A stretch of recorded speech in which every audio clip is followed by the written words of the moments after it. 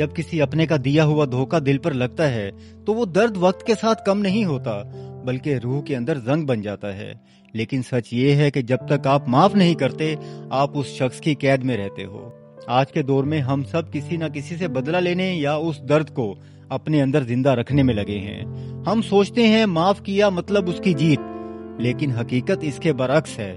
یہ غصہ، یہ کینہ سامنے والے کو نہیں بلکہ روزانہ خود آپ کے اپنے سکون کو ختم کر رہا ہے۔ اسلام ہمیں سکھاتا ہے کہ معاف کرنا کمزوروں کا کام نہیں بلکہ ان لوگوں کا کام ہے جن کی روح مضبوط ہوتی ہے۔ قرآن میں اللہ تعالیٰ انہیں پسند کرتا ہے جو غصہ پی جاتے ہیں اور لوگوں کو معاف کر دیتے ہیں۔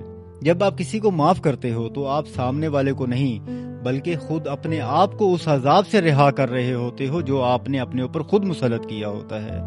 تو آج رات سونے سے پہلے اس شخص کو دل سے معاف کر دو، اس کی یادوں کو اپنے سکون پر ہیوی مت ہونے دو۔ یہ زندگی بہت چھوٹی ہے کسی اور کے دیے ہوئے زہر کو اپنے اندر سنبھال کر رکھنے کے لیے۔ اپنے دل کو ہلکا کرو۔ مجھے بتاؤ آج آپ نے کسی کو معاف کیا؟ حق کی ایسی ہی آواز کے لیے چینل کو سبسکرائب اور فالو ضرور کریں۔